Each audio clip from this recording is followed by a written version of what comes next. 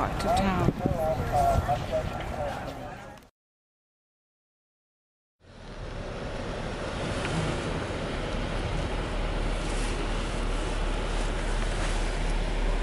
And of course, that's Pitchfork Falls that most people want to see. It's a large waterfall that sort of forks there at the bottom. It's about 4 forks at the bottom, giving it the appearance of a fork or pitchfork stuck into the rocks.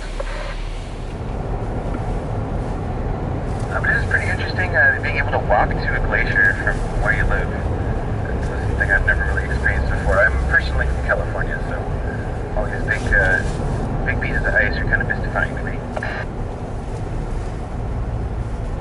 There on the right, you can see a rock slide chute. That's what happens when the hillside gives way, and rocks will slide out and knock trees down. You end up with a big jumble of rocks, trees, and mud. That's one of the most obvious dangers of traveling through here during the winter. We get a lot of rock slides and avalanches, and we're just in the beginning of the wet season, so we still have plenty of time for these rocks to start crumbling away. You can see that there's, number one, there's different colors on each side. If you're driving in the lane with the red and the orange, you're probably on the wrong side. But those reflectors especially help in terms of guiding where the edge of the road is. You can see that the reflective tape only extends so far to the right. The snowplow drivers know that when they see the end of that reflector, especially if it's sticking out into the snowbank, that it's pretty darn close to the edge of the road, and they can probably stop plowing right there.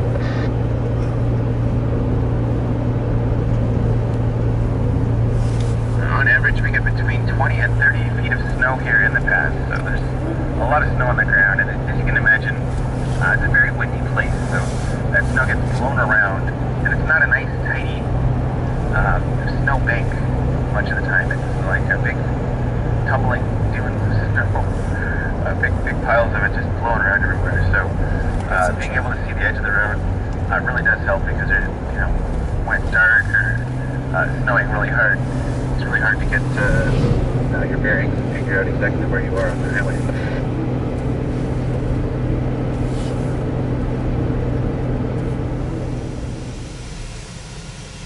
That's a waterfall.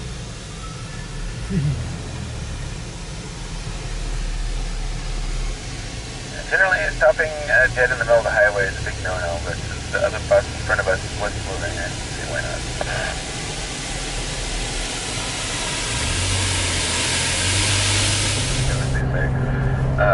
That trail was too steep to bring much of anything up. You had to take a really light pack, very steep.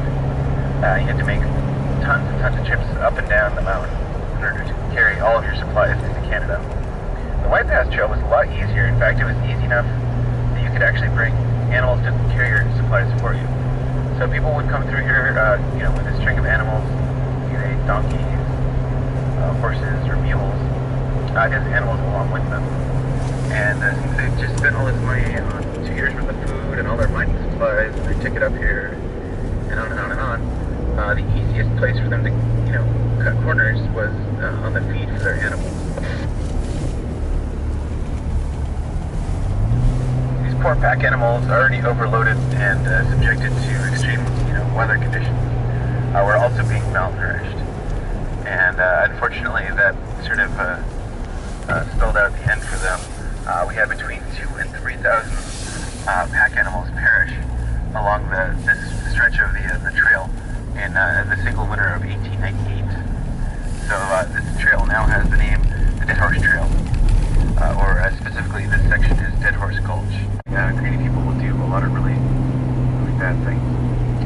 Thankfully, we are in Jeeps today, so we're not going to be fussing with horses that are grumpy and hungry and reaching for grass constantly. Instead, we're in Jeeps that generally have more than enough fuel to get there and back. Continuing on, we'll try to take a photo stop there at the Moore Bridge overlook on the way back. Clearing up some rocks. As I mentioned, we have a lot of rock slides through here. It's encouraging. Everybody wave to the flagger. She's really nice.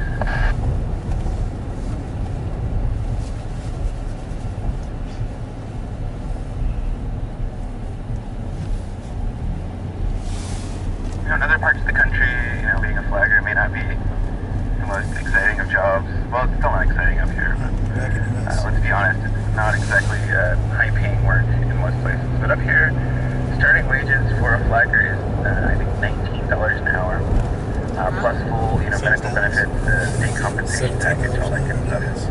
So even though it looks like a very tedious job, which I'm sure it is, she still gets to spend all of her time outdoors here in wild Alaska. We have a big waterfall there on the left. That's International Falls, and we're going to get a great shot of that as we pass back through, heading southbound. But I just wanted to point that out because it's on the international border between the U.S. and Canada. And actually the water at the bottom takes both routes. It'll head north into Canada and south into the U.S., giving it sort of an interesting twist. So for those of you who sort of inferred, we are now in Canada, so welcome to British Columbia. We'll be stopping here in just a minute.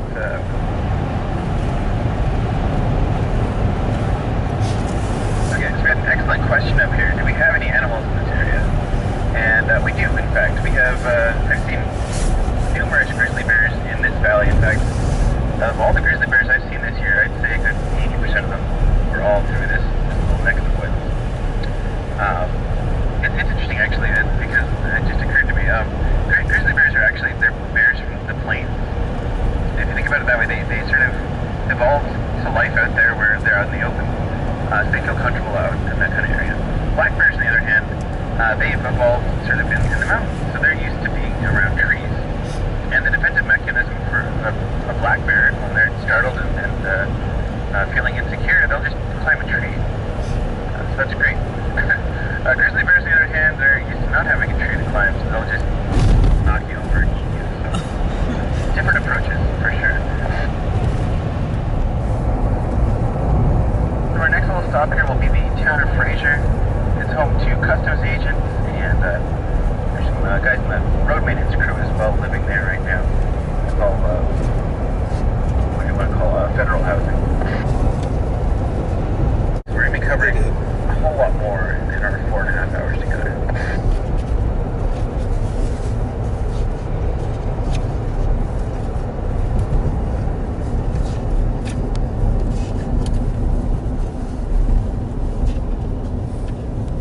Again, please make sure you get those passports out, and once you have them out, you can stack them opened up to the photo page. That helps a lot. And finally,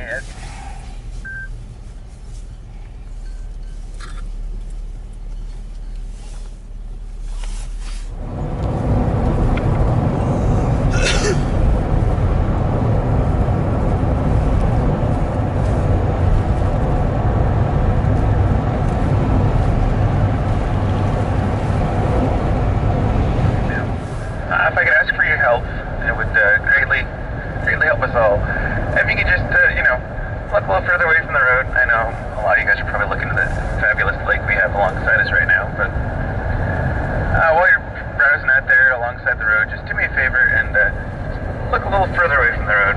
That's where the bears tend to be hanging out right now, and I can't look too far away from the roadway while I'm driving. But with your help, we have animals on the tour this morning.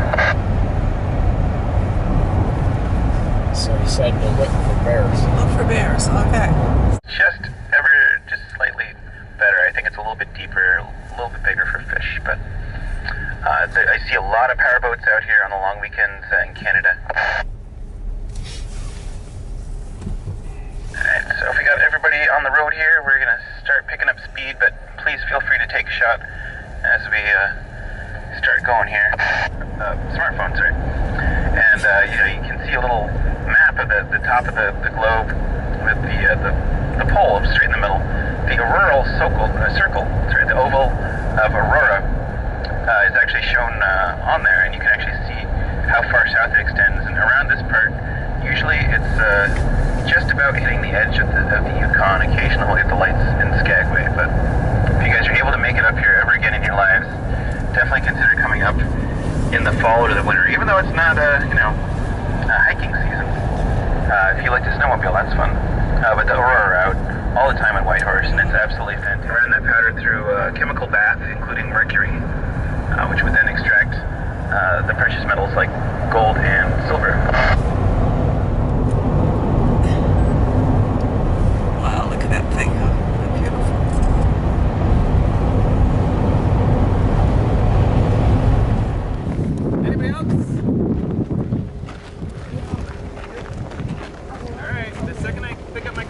I'm not gonna put it down again. Okay.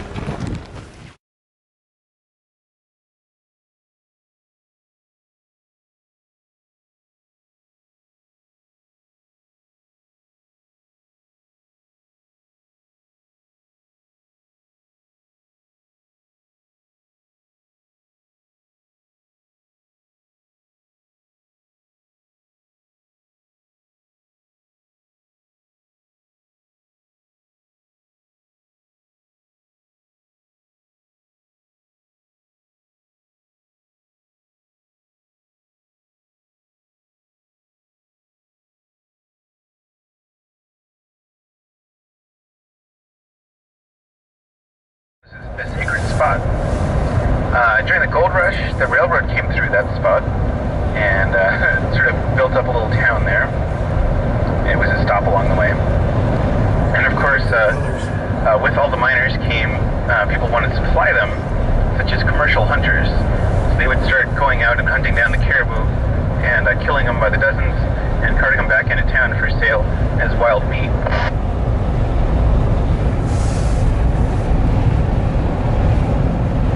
So in a few short years, the population dropped down from tens of thousands of caribou to less thousands of caribou.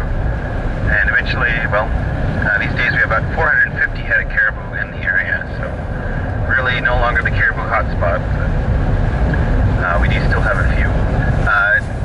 Hunting of caribou has been banned for all normal people, normal residents of Canada or visitors. For those select few, for natives, people that have been here for generations, they have every right to hunt the caribou. They're allowed to, but they've pretty much within the community they put a stop to that as well, as they all want the caribou population to return to its former numbers, so that they can, once again, with good conscience, hunt the caribou. They didn't have, computer readers that, send it in the right direction. It was all a guy sitting there scratching his head as he goes through a stack of handwritten envelopes trying to figure out where stuff is directed to go. And Caribou Crossing is too confusing in that it's similar to Caribou Landing, Caribou Corner, and of course the town of Caribou. So there is a lot of confusion in the mail delivery process there, and they didn't have consistent mail coming in, so they shortened their name down to Carcross to alleviate that confusion, and they haven't really had any issues since then.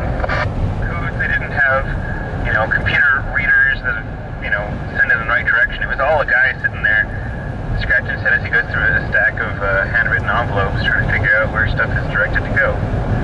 And Caribou Crossing is too confusing in that it's similar to Caribou Landing, Caribou Corner, and of course the town of Caribou.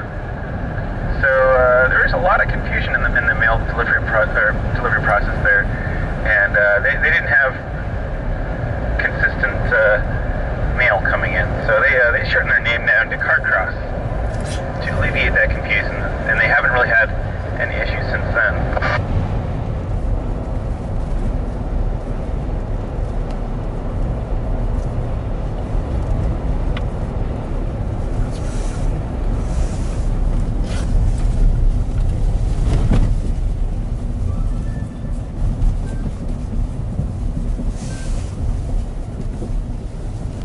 So the natives here all speak English.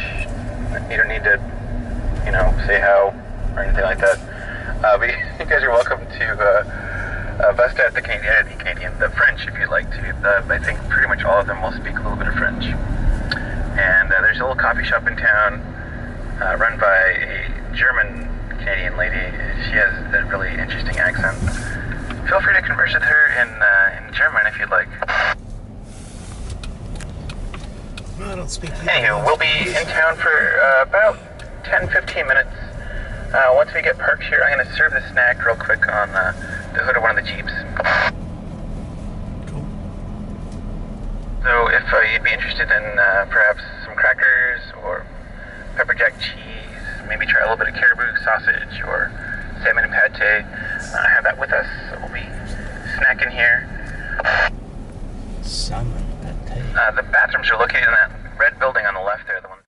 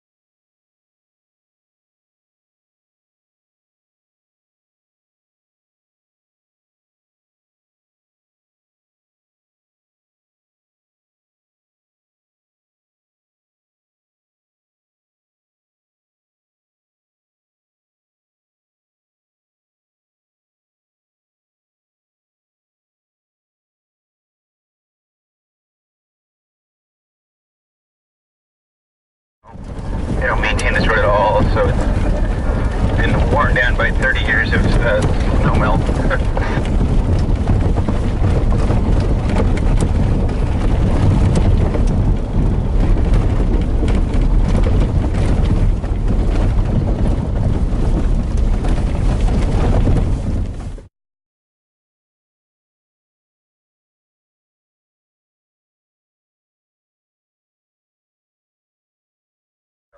Huge athlete, amazing quarterback. Played for the San Francisco 49ers. In fact, the natives loved him so much. Such an amazing athlete. Decided to name this amazing mountain after him. Had him come up here. There was a huge ceremony. Gave him the key to the mountain, which only, I guess, people that have seen Lord of the Rings would know what I'm talking about. But anyhow, Montana Mountain named for Joe Montana. Star athlete, all around good guy.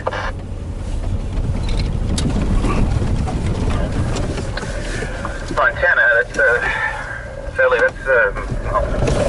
okay. The Spanish word for mountain is what? That's right, montaña. So we are off-roading on mountain.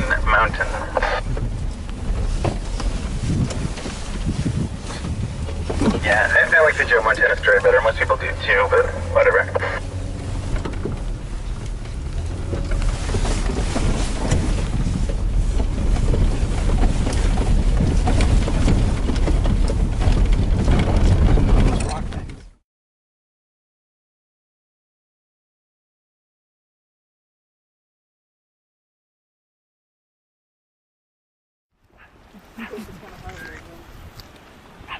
I don't even see the yappy ones. Steady right there. Oh, right beneath her, yeah.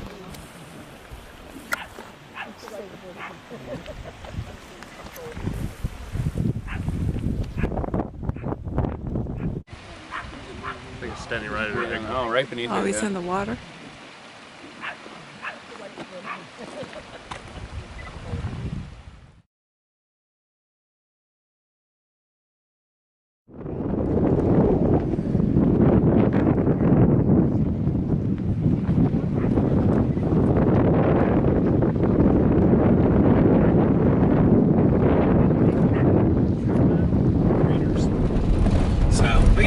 A lot of people in Texas have a gun, that's for sure. And a lot of them have a gun on them at all times. Okay, so if you want to get your cameras out, we might be able to keep this guy by the road. We have a low turn. Okay, she's got it. I think so, yeah. Just hiding. Yeah.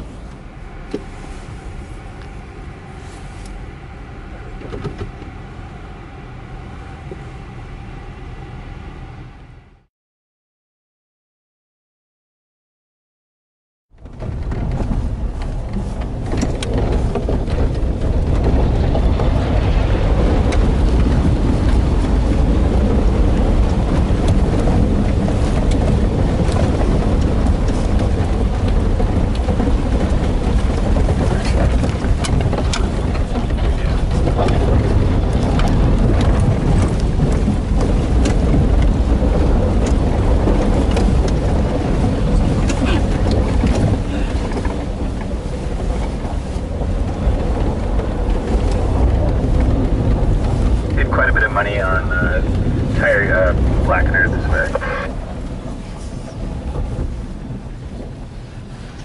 Well, that was interesting. I've driven a Jeep into a lake before.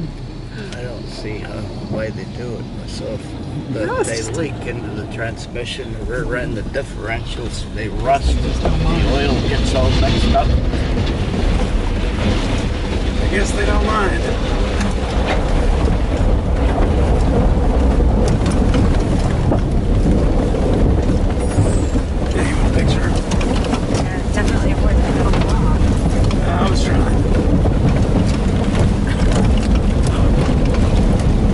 Jeeps look a little cleaner now.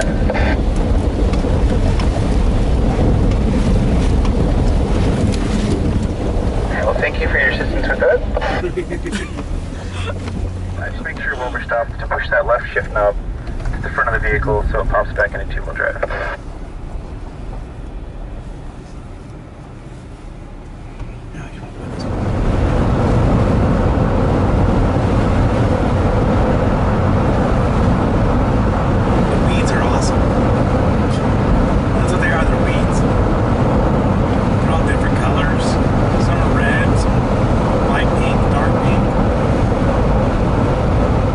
nothing beats like that in Texas.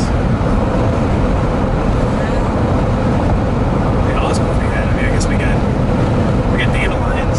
It's another color. Stay in this time. Do you want a picture? No, we're gonna stay in. Okay. Will you take a picture for me? Yeah, absolutely.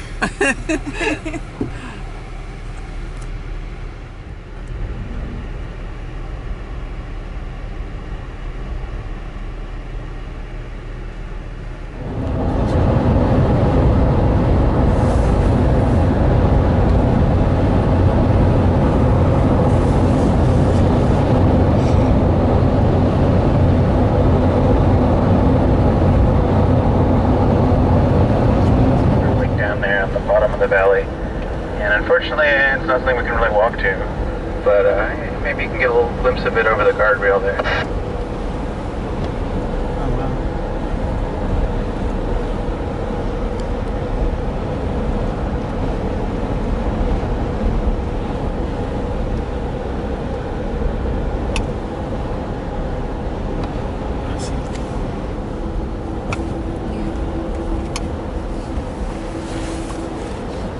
Another way. The bridge is actually built more or less like a big drawbridge. The idea being that the one end is anchored into the rocks, allowed to float free, just like a drawbridge. So in the event of an earthquake, the bridge won't shear in half or anything like that.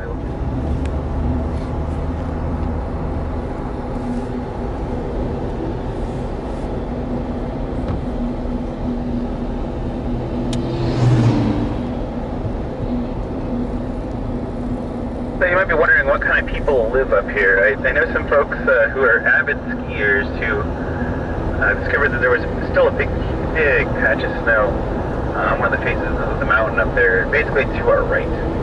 And they came up here in August, late August to be exact, hiked up that mountain like to our right. It took them, I think they said 4 or 5 hours to get up to the top where they started their run, but they hiked their skis up and they did downhill skiing on the north face of this mountain here. There's a glacier up there as well. That's Glacier. Not to volunteer too much information about my personal life, but the night before I did that hike, the Red Onion Saloon was shutting down as their final night, so they were doing $6 pitchers, and my friends were about 30 minutes late to meet me for dinner, so yeah. I was gonna ask if there were duck farts involved. Nope, just 2 pitchers of beer.